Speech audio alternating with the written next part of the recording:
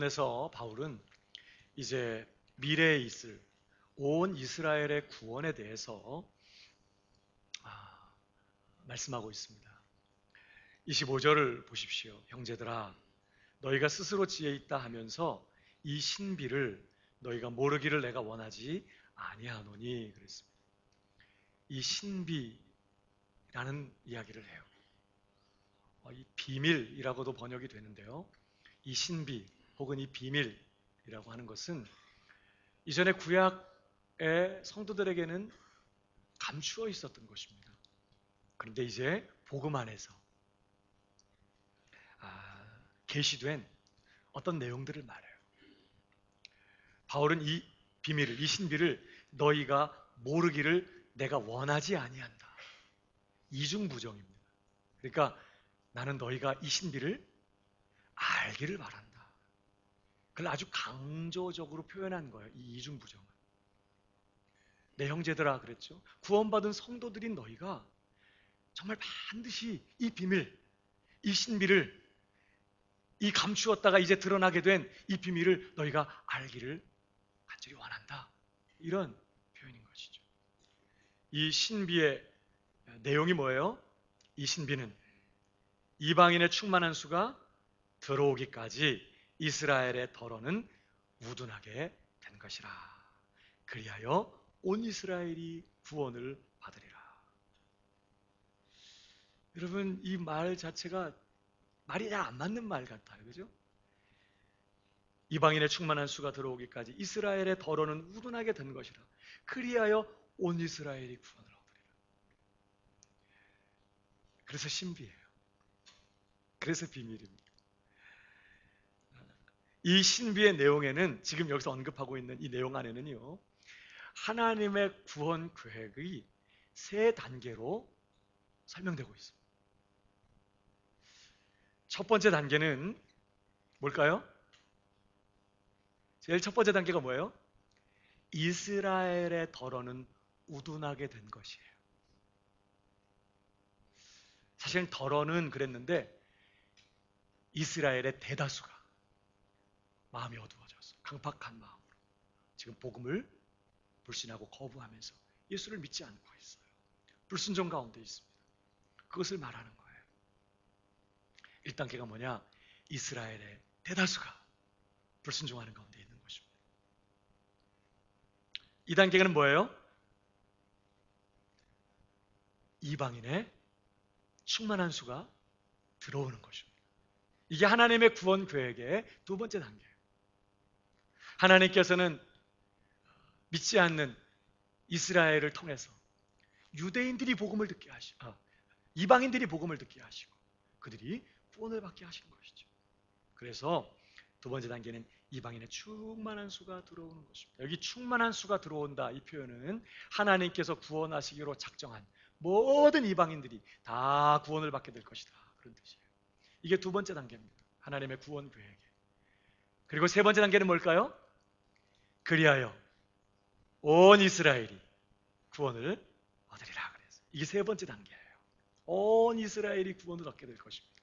여기서 말하는 온 이스라엘은 개별적인 유대인들 각각을 의미하는 것은 아니에요. 유대인들 중에도 끝까지 복음을 거부하고 멸망에 이르게 될 사람들이 있을 것입니다. 여기 온 이스라엘이라는 표현은 민족적인 차원에서 그리고 정말 대다수의 유대인들이 대대적으로 회심하고 구원에 이르게 될 것을 의미하는 표현이에요. 이게 하나님의 구원 계획의 세 단계입니다. 첫 번째는 이스라엘의 덫은 우둔하게 되었습니다. 대다수의 이스라엘이 복음을 거부하는 단계입니다. 그러나 두 번째 단계는 바로 그걸 통해서 이방인의 충만한 수가 구원받아 하나님 나라 백성으로 가입되고 하나님 나라에 들어오게 될 것이에요. 그리고 세 번째 단계는 그리하여 온 이스라엘이 택하신 모든 하나님의 이스라엘이 다 구원을 받게 될 것이다. 이 신비를, 이 비밀을 너희가 알기를 간절히 바란다. 지금 바울이 그렇게 말씀하고 있는 것이죠.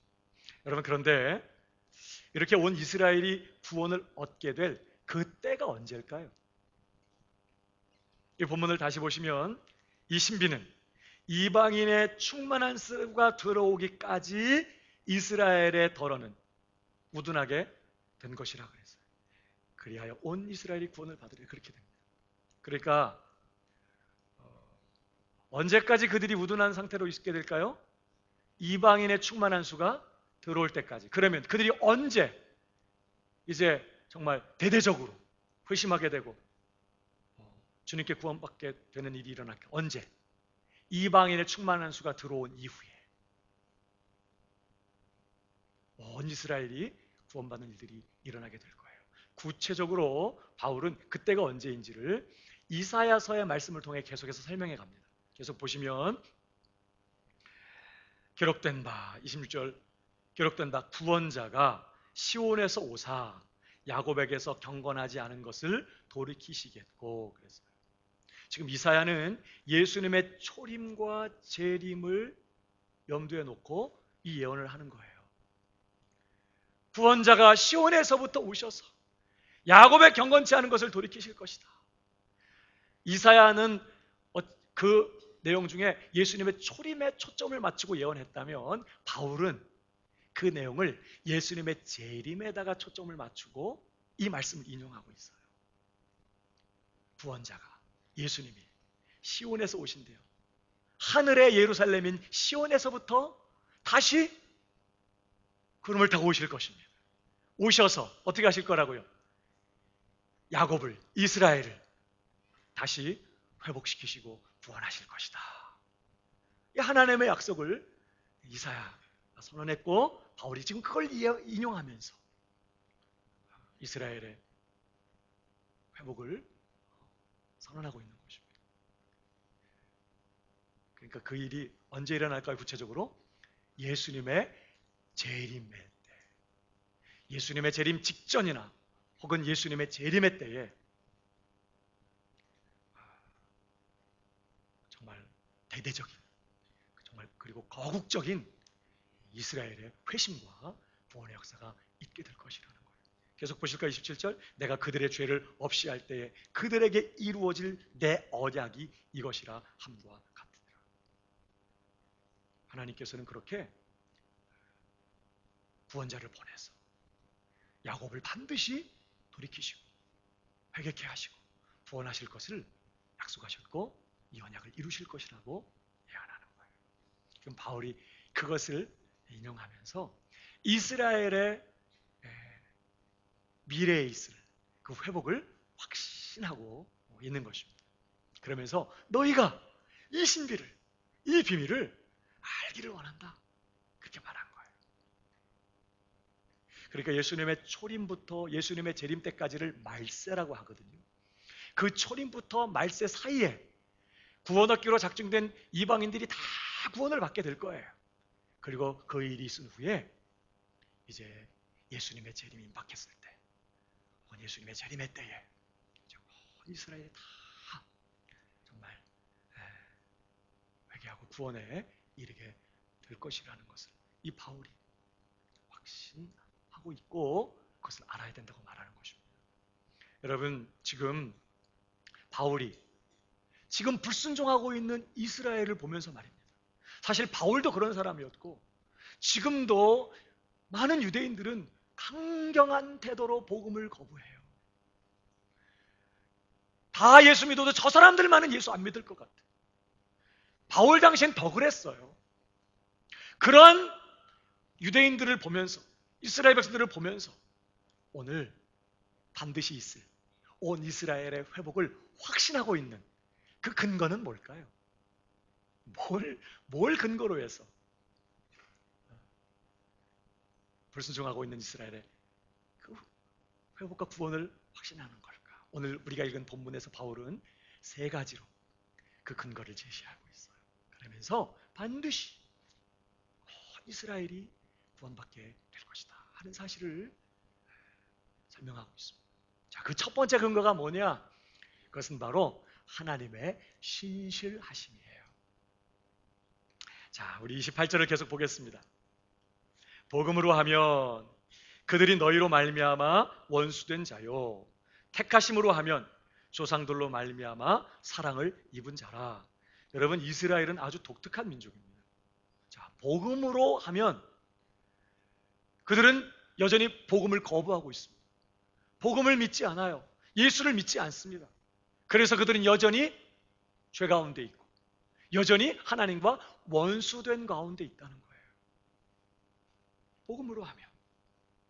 그런데 택하심으로 하면 그들은 조상으로 말미암아 하나님의 사랑을 입은 사람들이에요. 다른 민족과 달리 이스라엘 사람들은 그런 사람들이 지금 복음을 거부하고 있기 때문에 여전히 그들은 죄 가운데 있고 하나님과는 원수된 가운데 있지만 택하심으로 하면 그들은 조상으로 말미암아 하나님의 사랑을 입고 있는 그런 사람들이라는 거예요. 그러면서 그 다음에 하는 말씀이 29절입니다. 다 같이 읽어볼까요? 시작. 부르심에는 후회하심이 없느니라. 하나님의 은사와 부르심에 후회하심이 없다라고 선언합니다. 여러분, 여기 하나님의 은사는 보통 우리가 예수 믿고 구원받은 이후에 신앙생활을 하기 위하여 우리에게 부어지는 일반적인 성령의 은사들을 말하는 게 아니라 이스라엘 백성들에게 허락되었던 엄청난 특권들에 대해서 말하는 거예요. 로마서 9장 4절 5절에 그런 말씀이 있었죠. 그들은 이스라엘이니라 영광과 언약과 혹은 율법을 세우신 것과 뭐 예배와 약속들이 저희들에게 있고 그리스도가 그들에게 뭐 이런 얘기 하잖아요. 바로 그 특권들을 의미하는 거예요. 이 하나님의 은사라는 게. 하나님이 그들에게 그런 선물을 주셨어요. 선민으로서 말입니다. 그뿐만 아니라 여기 부르심이라고 되어 있는 표현은 바로 하나님의 택하심을 말해요. 지금 바울은 뭐라고 선언해요? 하나님의 그 은사와 그 하나님의 택하심에는 뭐가 없다? 후회하심이 없다. 이렇게 선언합니다. 이 후회하심이 없다라는 이 단어의 원뜻은요, 취소하지 않는다,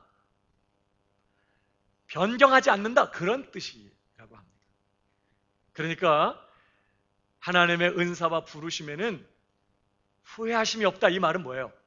하나님의 은사와 그 택하심은 절대로 취소되거나 결코 변개되는 일이 없다, 그런 뜻입니다. 하나님의 택하심이 절대 취소되지 않는다는 거예요. 하나님의 은사가 그냥 허무하게 그냥 아무 일 없는 것처럼 그냥 끝나버리는 게 아니라는 거예요. 왜 그래요? 우리 하나님이 그가 작정하신 바를 반드시 이루어내시는, 그가 약속하신 바를 반드시 성취하시는 어떤 하나님? 신실하신 하나님이기 때문에 그의 은사와 부르심에는 결코 취소되는 것이다, 변개되는 일이 없다, 후회하심이 없다, 이렇게 선언하는 것입니다. 그러니까 지금 뭘 얘기하는 거죠? 바로 그 신실하신 하나님이요,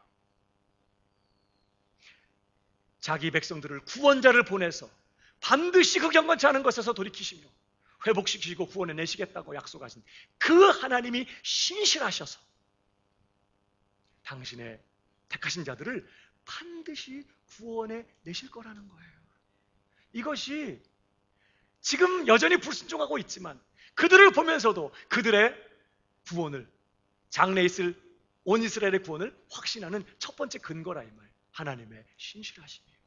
여러분, 이스라엘의 실패로 이방인들이 복음을 듣고 구원을 받게 됐어요. 우리가 앞부분에 살펴봤죠? 그들이 복음을 거부한 것 때문에 복음이 이방인들에게로 흘러들어가서 이방인들이 구원받았어요. 그러나 여러분, 우리가 꼭 기억해야 될 것은 이스라엘이 실패했기 때문에 이방인들이 구원받은 게 아니에요. 사실은 하나님이 처음부터 이방인들도 구원할 계획을 갖고 계셨어요. 여러분, 아브라함을 부르실 때 하나님 뭐라고 약속하시죠? 내가 내게 복을 줄 것이다. 그러면서 너는 복의 근원이 될 것이고 너로 인하여 누가 복을 받아요? 땅의 모든 족속이 복을 얻으리라 그랬어요. 하나님은 아브라함을 부르실 때 땅의 모든 족속들을 바라보고 계셨어요. 아브라함을 창대하게 하시고 아브라함에게 복을 부으시고 아브라함을 큰 민족을 이루시고 그들에게 복을 쏟아 부으셔서 바로 그들을 통해 그 이스라엘을 통해서 말입니다. 온 열방을, 온 이방 땅을 복 주시며 구원하시려는 것이 하나님의 처음부터 가진 계획이었다고요. 그래서 하나님은 이스라엘을 그의 제사장 나라를 삼으시고 그들에게 복을 부으시고 그 넘치는 복으로 정말 열방을, 온 이방 땅을 구원하기로 그렇게 계획하셨던 거예요. 그런데 불행하게도 이스라엘은, 아브라함의 자손들은 하나님 앞에서 열방의 제사장 나라가 되는 일에 실패하고 말아요. 그래서 하나님께서 그 이스라엘을 통해서 열방을 구원하시기로 하신 그의 계획이 취소되었나요? 아니었다는 거예요. 오히려 그럼에도 불구하고 이스라엘은 실패했지만 그럼에도 불구하고 하나님은 그들의 실패도 오히려 선으로 바꾸셔서 이방인들이 복음을 듣고 구원받게 하시는 그런 역사를 이루어내고야 마셨다는 거예요. 이스라엘은 실패했어도 하나님은 실패하지 아니하시고 처음부터 이스라엘을 통해서 열방을 구원하기로 하셨던 그분의 그 작정하심이요, 그 계획하심을 하나님은 신실하게 이루어내셨다는 거예요. 이스라엘은 실패했어도 말입니다. 하나님은 실패하지 않고 포기하지 않고 그 신실하신 하나님이 이제 누구도 구원하실 거라고요? 온 이스라엘도 구원해내실 거라는 거예요. 이스라엘의 실패에도 불구하고 온 이방을 구원해내신 그 신실하신 하나님이 택하신 이스라엘은 얼마나 더 잘 구원해내시겠냐, 이런 뜻이에요. 그러니까 지금 본문의 요점은 뭐예요? 이 하나님의 신실하심이, 이 하나님의 신실하심이 온 이스라엘이 구원 얻게 될 것을 확신할 수 있는 첫 번째 근거라는 거예요. 여러분, 오늘도 우리 하나님 신실하신 분인 것을 믿으시기 바랍니다. 우리는요, 뭘 이렇게 해야지, 내가 저렇게 해야지 해도 주님이 말씀한 것처럼 마음은 원이로되 육신이 약해서 못할 때가 많아요. 어떤 때는 약속했다가 그냥 못해. 그리고 시체말로 뭐라 그래? 패째. 죽여. 안 되는 걸 어떻게 안 되는 걸. 방법이 없어, 방법이. 그러나 우리 하나님은 그런 분이 아니에요. 그분은 전능하셔서 그가 작정하신 바는, 그가 약속하신 바는 반드시 이루어내고야 마신다. 비록 우리가 실패하고 우리가 무너지고 우리가 좌절해도 그 하나님은 그의 작정하신 바를 반드시 이루어내시는 그런 신실하신 하나님이시다. 그 하나님이 이방인들도 구원해내셨고 결국은 누구도, 이스라엘도 구원해내실 것이다 하는 거예요. 옆 사람에게 한번 얘기해 주세요. 우리 하나님 신실하신 분이십니다. 네.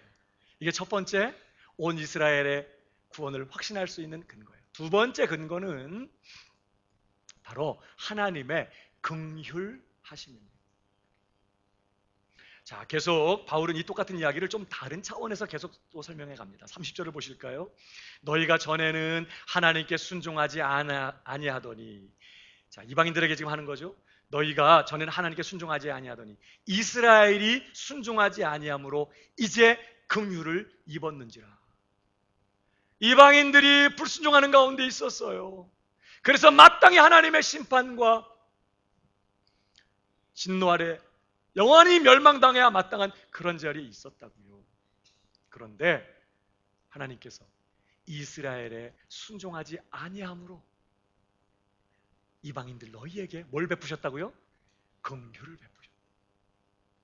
그래놓고 하는 말씀이 이와 같이 이 사람들, 유대인들이 순종하지 아니하니 이는 너희에게 베푸시는 긍휼로 이제 그들도 긍휼을 얻게 하려 하심이라.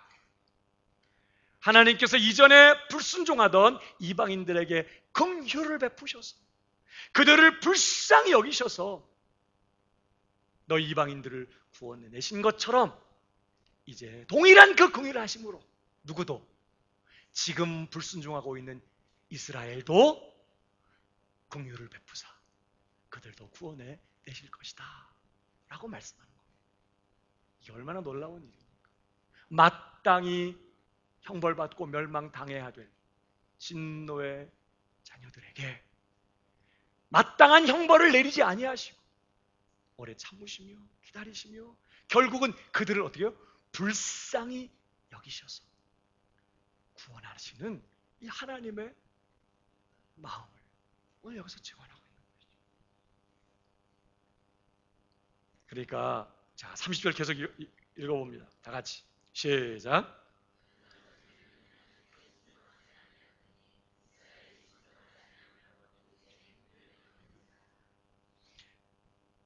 32절이요. 32절 다 같이 시작.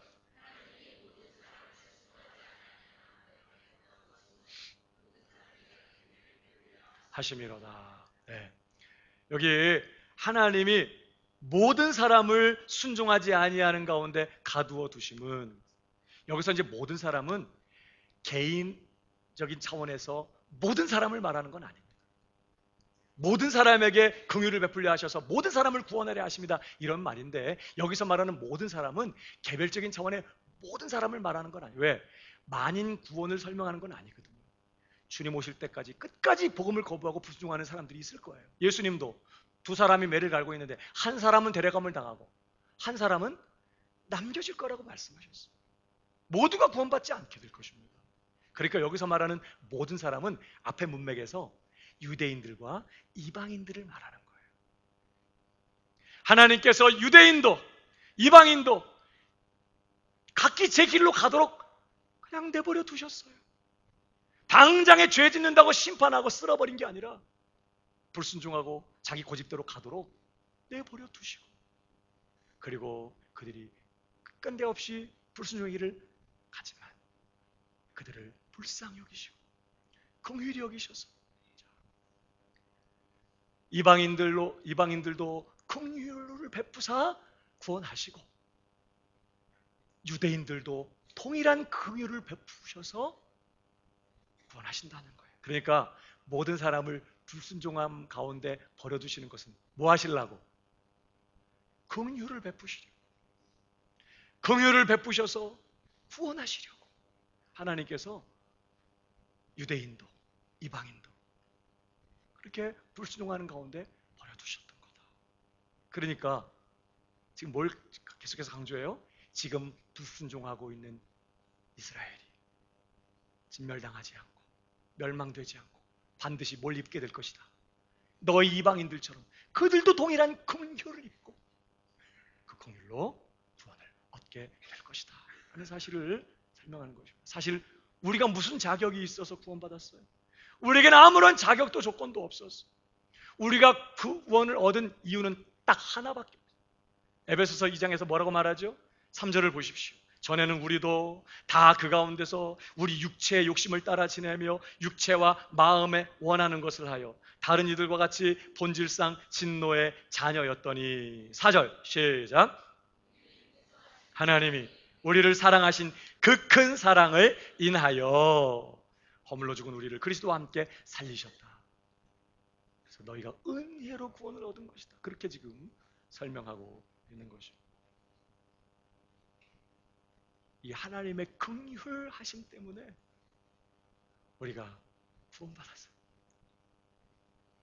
그래서 예레미야 선지자가요, 바벨론에 지금 범죄하고 포로로 사로잡혀간 멸망당한 이스라엘을 보면서도 예레미야가 뭐라고 말하죠? 여호와의 자비와 긍휼이 무궁하심으로 우리가 진멸되지 아니할 것입니다. 이것이 아침마다 새로우니 주의 성실이 그도소이다. 완전히 멸망당한 상황 같은 정말 절망의 상황 속에서도 소망을 잃어버리지 않을 수 있는 근거가 어디 있다고요? 하나님의 긍휼이 무궁하시기 때문이라.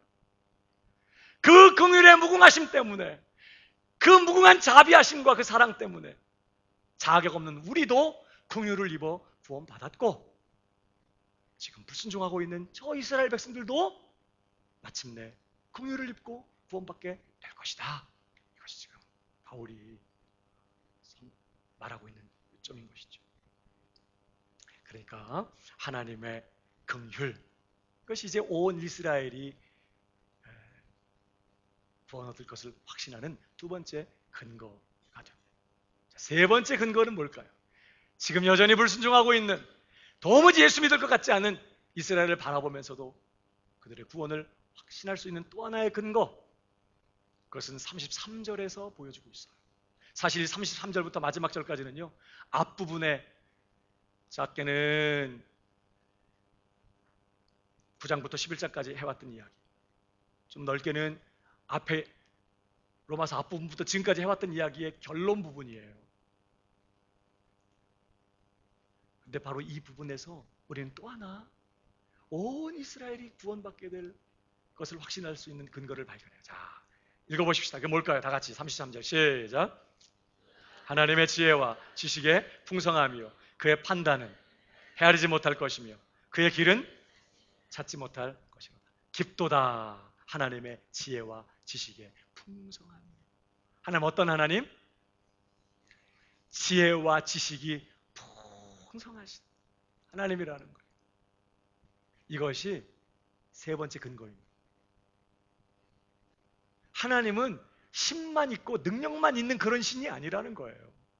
우리 하나님 지혜와 지식이 무궁하신 하나님.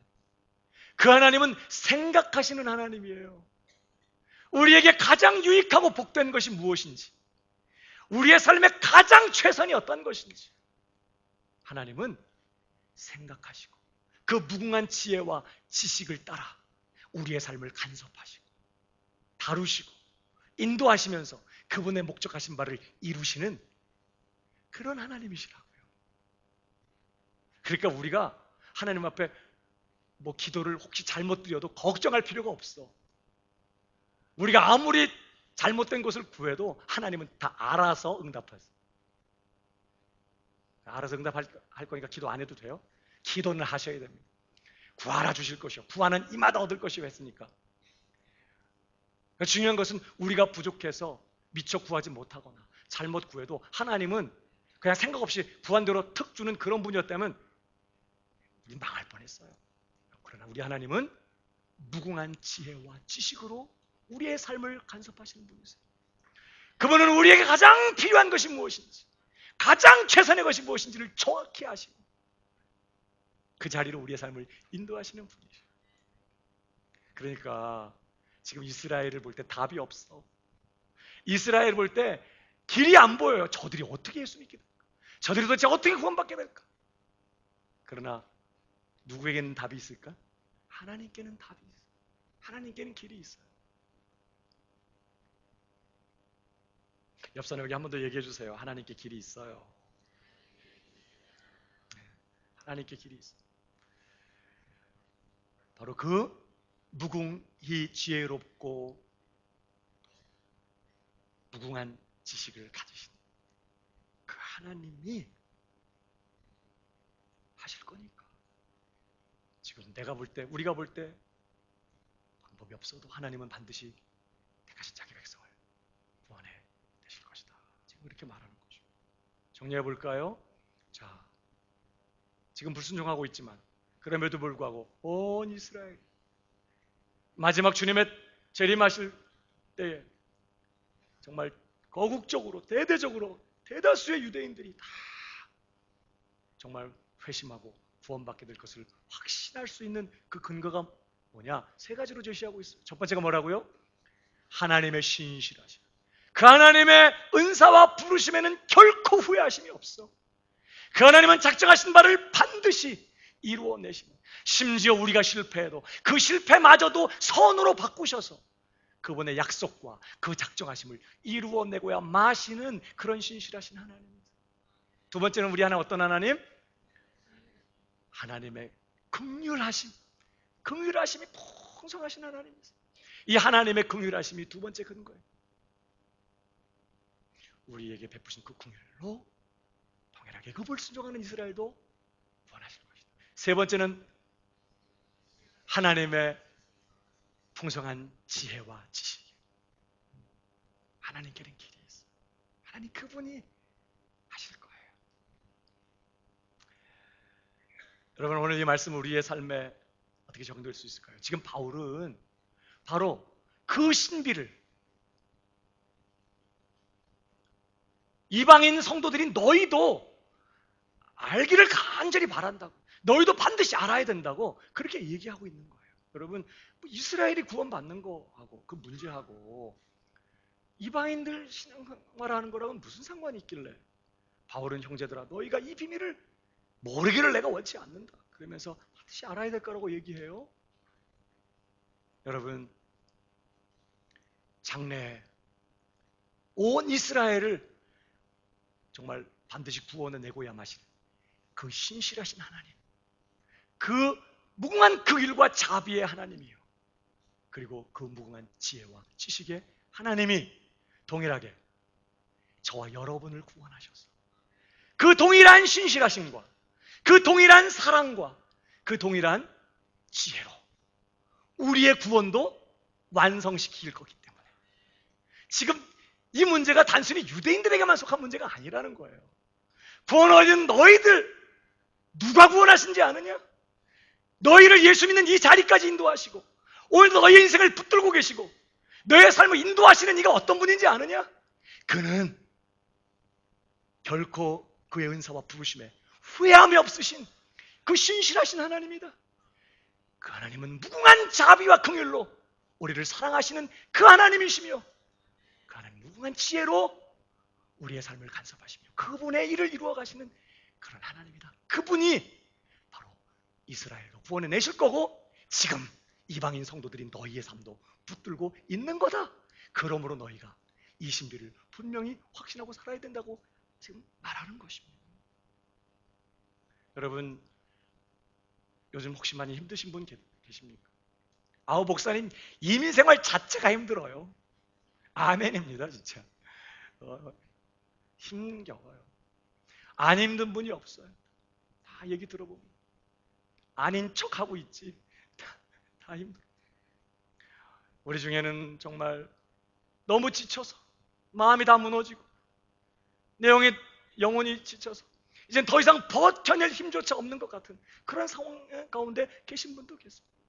도대체 얼마나 더 기도를 해야, 얼마나 더 기다려야 남편이 변화될 것인가, 우리 가정은 변화될 것인가, 내 자녀들은 돌아올 것인가. 더 이상 버티기가 어려울 정도로 힘겨워하는 분들 계세요.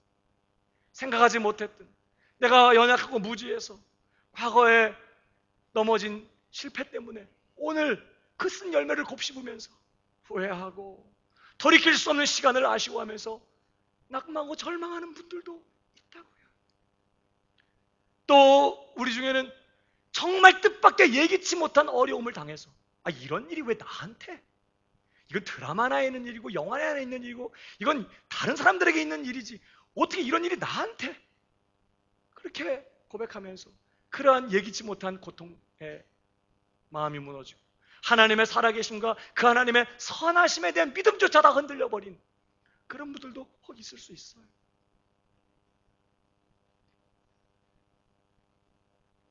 아무 생각이 없어요? 다 힘들어. 여러분, 그때 우리가 기억해야 될 사실이 오늘 이거예요. 그런 상황에서 욥이요 진짜 뜻밖의 재난을 당해요. 그런 일을 당할 사람이 아니야 욥이. 근데 정말 모든 걸 다 한순간에 다 잃어버리는 엄청난 재난의 한복판에서 그가 고통하며 신음하고 있습니다. 친구들이 그를 위로한답시고 찾아왔습니다. 그가 당한 재난이 너무 커서 할 말이 없어.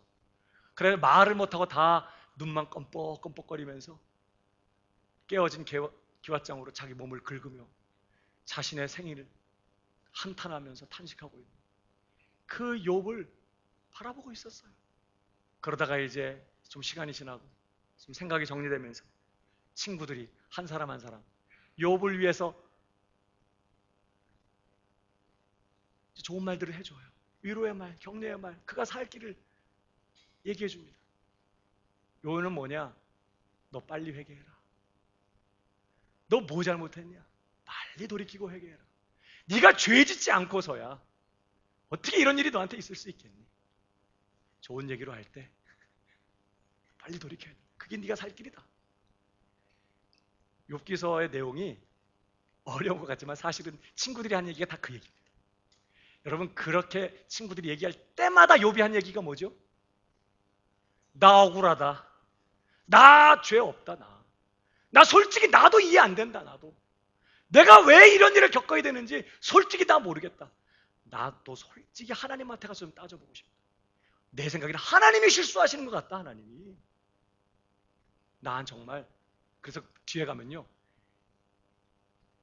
자기 죄 없다고까지 막 말해요. 그게 3장부터 욥기 31장까지 이야기예요. 그러니까 더 이상 욥의 친구들이 이제 입을 다물어야 할 말이 없어요. 자기 잘못 안 했다고, 죄 없다고, 나도 모르겠다고, 하나님한테 따져보고 싶다고 얘기하는, 뭔 얘기를 해요? 엘리후라는 사람이 이제 욥을 책망해요. 자기를 하나님보다 의롭다고 말한 것 때문에. 또 욥의 친구들 합당하지 않은 이야기로 욥을 고통스럽게 한 것 때문에 막 책망합니다. 36장까지 엘리후의 얘기, 37장까지. 그 다음에 38장에 누가 나타나세요? 하나님이 드디어 폭풍 가운데 그렇게 욥이 대면하고 싶었던 하나님이 찾아오세요. 그리고는 41장까지 막 욥에게 말씀하십니다. 여러분, 38장에 하나님 뭐라고 말씀하시면 찾아보시죠. 거기 보면요, 2절에 무지한 말로 생각을 어둡게 하는 자가 누구냐? 너는 대장부처럼 허리를 묶고 내가 네게 묻는 것을 대답할지니라. 그러면서 하나님께서요, 41장까지 줄기차게 무슨 얘기를 꺼내시냐면, 너 내가 땅에 기초를 놓을 때 너 도대체 어디 있었냐? 이렇게 묻어요. 할 말이 없이 이제 입이 딱딱 벌어지는 거예요. 계속 이런 말 해요. 누가 그것들의 중량과 크기와 거리를 정하였는지 너 아느냐? 땅의 기초를 무엇으로 단단히 고정시켰는지, 그 모퉁이 돌을 누가 놓았는지 너는 아느냐? 막 이렇게 묻습니다. 여러분, 땅의 기초, 이 지구의 기초를 하나님이 얼마나 튼튼하게 딱 잡아 놓으셨는지 이 땅이 절대 요동하지 않아. 여러분, 하나님께서 이 지구의 기초를 어떻게 잡으셨어요? 지구를 허공에 매달아 놓으셨어요. 여러분, 허공에 매달려 있어요. 지금 지구가 무슨 말인지 몰라요? 허공에 매달려 있어. 그리고 이 지구가 가만히 있는 게 아니라 자전을 해. 그러면서 또 태양 주변을 1년에 한 번씩 돌아요. 근데 창조 때부터 지금까지 지구가 그 궤도를 벗어나지 않아. 만약에 조금 궤도가 벗어나서 좀 태양으로부터 멀어지면 지구는 꽝꽝 얼어붙을 것입니다. 조금만 태양으로 끌려 들어가면 지구는 불타버릴 거예요. 근데 그 정확한 궤도를 한 치 오차도 없이 100년, 1000년, 2000년, 수천 년이 지나도 그 궤도를 정확하게 이탈하지 않고 들고 있어요. 이게 무슨 말이에요? 하나님이 얼마나 땅의 기초를 튼튼하게 딱 잡아놓으셨는지 흔들리지 않는다 이 말이에요. 근데 우리는 기초 놓을 때 땅 파고 공구리 치고 그런 거 생각하잖아요. 공구리가 뭐야? 콘크리트지. 근데 하나님은 이 기초를 어떻게 잡으셨어요? 태양과 지구의 크기, 무게, 거리로 딱 정해놓으셨어요. 여러분, 지금보다 지구가 더 크면 어떻게 될까? 지구가 더 크니까 면적이 더 넓어져서 땅값이 많이 싸지겠죠? 그러면 어떻게 돼요? 땅이 지구가 지금보다 더 크면 무게가 더 나가니까, 자, 만유인력 법칙에 의해서 지구가 공전을 하면서 어떤 일이 벌어져요? 무거우니까 바깥으로 더 나가는 힘이 커지니까 시간이 갈수록 점점 더 태양으로부터 멀어지겠죠. 그럼 지구는 얼어붙는 거예요. 지금보다 태양이 더 커. 와, 낮에 밝아서 좋겠다. 밝아서 태양. 근데 만약에 태양이 지금보다 더 크다면 중량이 더 나갈 것이고, 그럼 어떤 일이 벌어질까요? 지구는 시간이 갈수록 자꾸만 태양 주변으로 끌려 들어가겠죠. 그러면 지구는 불타버릴 거예요. 근데 하나님께서 처음부터 이렇게 막 해보고 오차가 생기니까 다시 수정하고, 그게 아니야. 딱 처음에 딱 계산해가지고 쫙 무게, 크기, 거리를 딱 정해 놓으셔서 한 번도 그 오차 없이 정확하게 지구가 태양 주변을 사시사철이 변함이 없이. 그거 누가 한지 아냐? 이렇게 묻는 거지. 욥에게. 욥이 뭘 알겠어요? 그냥 뭐 하는 거지. 거기다가 하나를 또 뭐래요? 너는 바닷물이 태를 열고 나오는 아기처럼 넘쳐 흐를 때 바다가 넘치지 못하도록 한계를 정해놓은 자가 누구인지 아느냐? 욥이 해변에 나갔어요. 예를 들어 해변에 나갔어. 저 멀리서부터 파도가 막 일어나가지고 욥을 향해서 오다가 갑자기 욥 앞에서 힘을 잃고 해변가 와가지고 넙죽 욥에게 절을 하고 다시 또 쫙 물러. 그 온 땅을 다 지워삼킬 기세로 달려들던 파도도 말이야. 절대로 육지로 올라오지는 못해. 와! 그 한계를 누가 정해놓은지 아느냐요? 이렇게 지금 묻고 있는 거예요. 욥이 해변가에 앉아서 아무 두려움 없이 그 거친 파도를 감상할 수 있도록 그 성난 파도의 한계를 너 여기까지만 와. 더 이상 여긴 못 올라가. 이렇게 정해놓은 분이 누군지 아니? 이렇게 묻습니다. 계속 말씀합니다. 사람의 흔적이라고는 찾아볼 수 없는 아무도 없는 사막에 비를 내리고 메마른 땅에 물을 주어서 그곳에 싹이 나게 하는 이가 누구인지 너 아느냐? 우리는 우리 집에 물이 있냐 없냐? 뉴질랜드에 비가 오냐 안 오냐? 우리 한국 땅에 비가 오느냐 안 오냐? 이 정도에 관심 있는가요? 그러나 하나님은 아무도 신경 쓰지 않는 사막에 그 메마른 광야에 누구도 가보지 않았고 누구와의 발걸음도 닿지 않는 그곳에 조용히 비를 내려서 그 땅을 적시고 싹이 나서 그 황량한 들판에서 꽃을 피우도록 그 풀들을 먹이고 입히는 분이 누군지 너 아니? 이렇게 지금 물으시는 거예요. 까마귀가 먹이가 없어 이리저리 날며 나를 향해 깍깍 울부짖을 때 쉬운 성경 번역으로 해서 그래요. 누가 그것들에게 먹이를 주는지 너 아느냐? 오늘 아침에도 여러분 까마귀들 염려하시고 온 분 계세요. 저 까마귀도 배고프겠다. 아침은 먹었나 몰라. 그런 분들 계세요? 누구도 염려하지 않습니다. 누가 그들을 염려해요? 하나님께서 그들을 돌봐요. 하나님을 향해 먹을 것을 구할 때 하나님께서 그들의 먹이를 줘요. 누가 그거 하는지 아니? 너는 산에 사는 염소가 언제 태어나는지, 여러분 산에 염소가 몇 마리인지, 그 염소가 이 겨울에 제대로 먹고는 사는지 관심이나 있어요? 하나님께서 그들을 돌봐요. 너는 산에 사는 염소가 언제, 그 염소가 산에서 혼자 막 새끼를 낳을 때 그 곁에서 하나님께서 새끼들을 받아. 그런 시적 표현인 거죠. 그리고 어떻게 사슴이 새끼 낳는지 너 봤니? 너 아니? 이렇게 묻습니다. 그런 얘기가 41장까지 계속 가. 너 하만은 봤냐? 너 악어는 봤니? 피조물 중에 가장 으뜸이다. 뭐 이런 얘기 막 하시거든요. 용은 봤냐? 막 이러면서. 지금 하나님이 욥한테 뭔 얘기하고 계시는 거죠? 창조로부터 지금까지 하나님이 행하신 그 모든 일들 가운데 뭐 모자라거나 뭐 부족한 거 있더냐? 이렇게 물으시는 거예요. 창조로부터 지금까지 세상 구석구석에서 하나님의 행하시는 그 하나님의 행사에, 그 하나님의 행하시는 일에 무슨 실수나 무슨 잘못된 것이 있더냐? 이렇게 묻는 거예요. 어제도 우리 오늘 애찬 봉사하시는 분들이 점심, 오늘 애찬 준비하면서 점심을 해 드셨거든요. 어제는 저도 수염도 면도도 안 하고 그냥 부시시한 얼굴로 어제부터 설교 준비하고 있는데 아내가 뛰어들어와갖고 식사기도 해야 된다는 거예요. 목사는 왜 어려운 것만 시켜? 식사기도. 그래가지고 식사기도 하러 이제 갔잖아요. 면도도 안 하고 그냥 부시시한 얼굴로 갔더니 와, 청국장. 여러분 청국장 드실 땐 조심하세요. 너무 맛있어.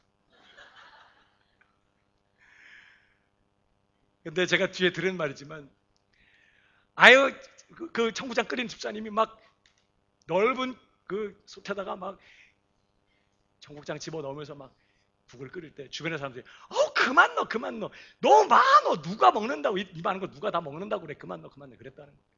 근데 안 남았어. 다 먹고 모자랐어.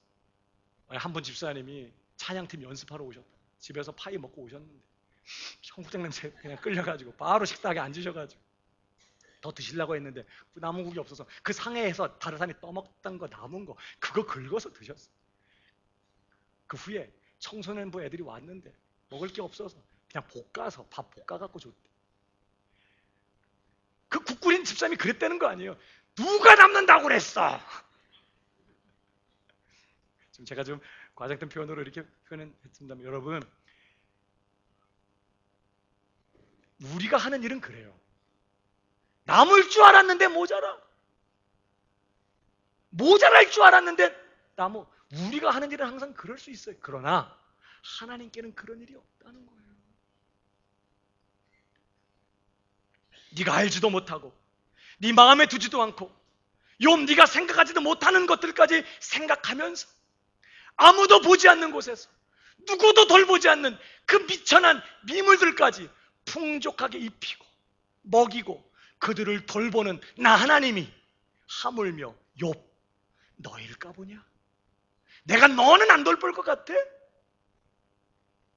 욥은 지금 자기가 겪고 있는 상황이 마음에 들지 않고 너무나 답답했지만 사실은 하나님께는 이유가 있어. 욥의 삶을 통째로 무너뜨리려고 사악한 괴계를 가지고 욥을 마귀는 시험했지만 하나님은 그 욥이 당하는 시험을 허락하셔서 그 시험을 통해 욥을 하나님 그분이 요구하시는 수준까지 다듬어내기로 하셨던 거예요. 욥은 아마 자기 1장에 등장하는 욥은 아마 자기 자신을 생각하면서도 대견했을 거예요. 나 같은 사람이 어디 있어? 진짜 나같이 예수 믿으면 하나님 섬기면 진짜 대견한 거지, 대단한 거지. 아마 그랬을지 몰라. 그러나 하나님은 그분이 원하시는 수준만큼 욥을 다듬어내시려고 사단의 사악한 시험마저 허락하시고 그 실수하지 아니하시는 하나님의 말, 그 신실하신 하나님의 말이에요. 욥을 그토록 사랑하시는 그 하나님의 말입니다. 그 무궁한 지혜로 땅에 기초를 놓으시고 온 우주 만물을 창조하시고 지금도 이 모든 것들을 돌보시는 그 무한한 지혜와 지식의 하나님의 말입니다. 욥의 삶을 돌보고 계신다는 거예요. 욥아, 그래도 불만이냐? 그때 여러분 42장 가면 욥이 뭐라고 그래요? 아이고 하나님 죄송합니다. 제가 알지도 못하는 일을 떠들었습니다. 알지도 못하고 깨닫지도 못하면서 함부로 말했습니다. 죄송합니다. 이렇게 끝나요. 사랑하는 여러분, 우리는 오늘도 욥처럼 우리가 만나는 상황, 직면하는 상황들 이해하지 못하는 거 너무 많습니다.